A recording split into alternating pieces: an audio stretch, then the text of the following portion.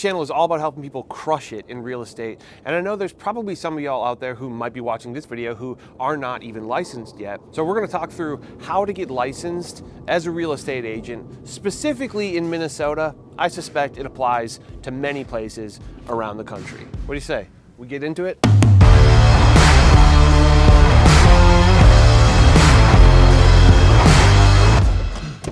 How's it going, y'all? My name is Jesse Lynch, and I run multiple real estate teams around the country. And if you feel like you're the most ambitious person in the room, whether you're brand new to real estate, a little bit more established, but just feeling stuck, or just considering a career in real estate, then this channel is for you. In the state of Minnesota, the process is actually pretty simple, and it doesn't necessarily have to take all that long.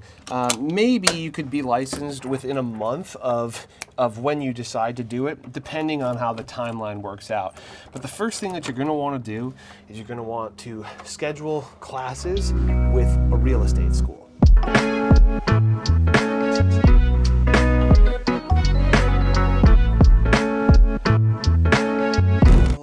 I have no reason in particular why to recommend this school over any others, because I only went to the one. But I went to MN Realty School, Minnesota Realty School, which I think is just minnesotarealtyschool.com. And I honestly really enjoyed my experience there. Most of the teachers were really outstanding. This is not sponsored at all, but I also believe going into classes, if you can, if it's in the cards for you, you will have a much better understanding, a much better grasp on what they're teaching you when you leave than if you were to do it remotely on the computer. Now, you can do it on the computer, but I think it's much easier to leave that not really knowing what's going on, not having a firm grasp on things. And that's coming from somebody who did go to the classes, got a lot out of it, and has now worked with, and not necessarily on my team, but worked with agents at brokerages and such that clearly didn't have that firm of a grasp. But I think a lot of that has to do with the fact that it's less interactive. So get a class, Minnesota Realty School. In my opinion, really good. Tell them I sent you, but you won't get anything from it, just so they keep hearing my name and they go, what? Fundamentally, there are 3 different courses in the real estate classes. It's just course 1, 2, and 3. They all last about 4 days a week, and then I think Friday can be a review day. Probably depends on the school. I believe that's how MN Realty School is doing it these days. That's how they were when I was. And I always went to day 4. It's nice that it was a half day, but that review day was super helpful to kind of clear up any questions, any unclear aspects of what you studied that week. I do think it's important, however, that you go in order. You can go out of order legally. You just need a certain amount of hours. But in my opinion, you gotta go in order. Otherwise, week 3, you're like filling out paperwork that you haven't learned yet.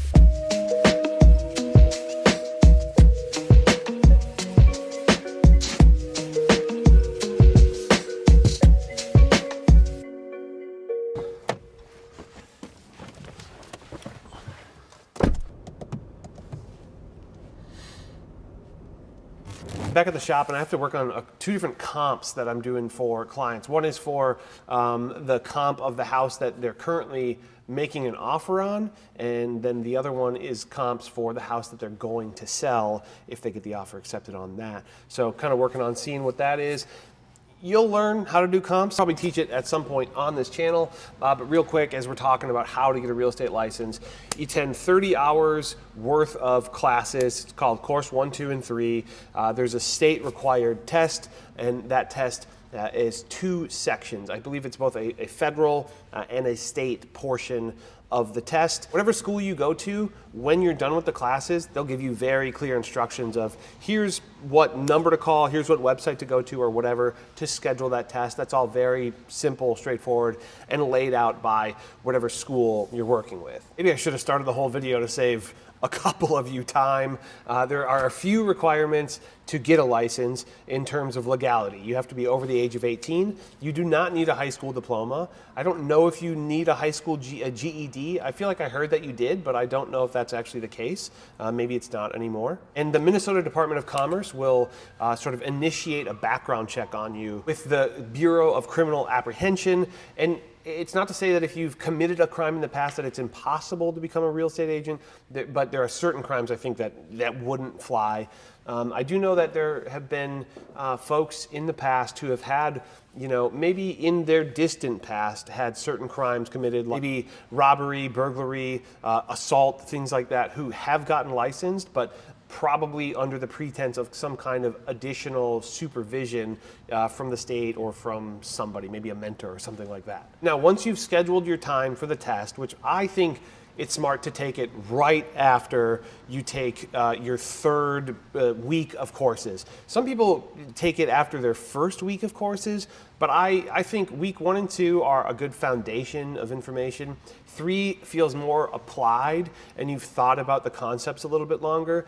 And then so to me, taking it right after that was very helpful, or at least I felt like I had a more robust understanding of all of these laws. But technically you can take it right after week 1, but you still have to take those classes. So that, again, I don't totally see the point in taking it after week 1. One thing I want to mention is if you have the opportunity, if your school provides any kind of test review or practice tests, take them. I think those were super helpful in understanding how the questions would be presented to you. Personally, by the time I was taking this test, I had not taken a test in a very, very long time. And even if I had, this test is a little bit different. They try to throw red herrings into the mix to where you start to kind of mentally go down the wrong path and you are thinking about the wrong question and then you answer the wrong question.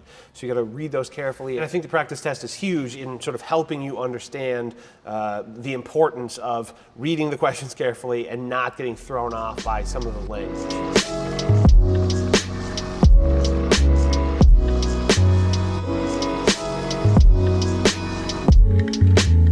Taken all your classes, you've passed your exams, you're not licensed really yet. Next thing you have to do is choose your broker and get signed on with said broker, and they will help you then apply for your license, because it's chicken and egg thing. Basically, you have to be with a brokerage before your license can be hung somewhere, before your license can be active. You can't have an active real estate license without being, under or alongside a brokerage. Good part about that is that you don't have to do all the busy work to get licensed. Basically, once you have settled on a broker, you should be able to pretty easily onboard with them, and then they'll apply for your license. In my experience, that typically takes somewhere around a week or so from when you have officially signed all the paperwork with your brokerage. For me, that didn't take very long at all. Once I knew what brokerage I was going with, I was sort of signed on within probably a day. And then from when you're signed on to when you are officially licensed and an active real estate agent, that probably expect somewhere around a week. At least that's the case in Minnesota. And whatever brokerage you sign on to, they may have different numbers for that. They may be slower or faster to get things moving. I don't know, probably ask them. And in my experience, a fairly small, more boutique-sized brokerage had me going in really less than a week. And I don't just want to breeze over that last step of finding a brokerage to work with. I think you need to spend a good bit of time researching, interviewing with brokers or managing brokers or whoever it is, or other agents or team leads or whatever within the brokerage. And you have to decide, are you going to be a solo agent as a new agent on a brokerage? Are you going to join a team and do a structure like that? Or what do you want to do? There's a ton of research that you can do. I'll have more and more of it on this channel right here, including a video on how to choose what brokerage to join. I started out with a brokerage called Realty One Group, a local version of Realty One Group, and now I'm with Real Broker. Basically, I only have any real frame of reference for those two brokerages. Real, where I'm at now, Realty One Group, where I was before, and any other brokerage, I can just kind of make assumptions or have opinions based on what I've heard from other people, other agents that I might know that are with brokerages. The reality is a person can be successful at pretty much any brokerage, and certain brokerages will offer certain things that may help your success, and some brokerages might not offer much, but some brokerages will also offer things that make it seem like it would help your success, but they don't. They're just kind of pointless little bells and whistles that don't really actually improve the odds of you making a real career out of this. So again, I'll make a video about how to choose a broker on this channel. It'll be out very soon. But I just want to hammer home, as you're watching this video, don't fall for the parlor tricks that a ton of brokerages have. They like to pretend that certain things are just incredible assets to you, and it's like, these other schlubs don't have this thing, and you're like, wow, yeah, how could they possibly operate without that thing? And then you get into actually doing business, and you're like, oh, well, I guess you don't need that at all. Or they say that it's 100% brokerage, but then they take a cut of every single transaction you do. And is that really 100% brokerage? I would argue it is not. So really consider all of those things.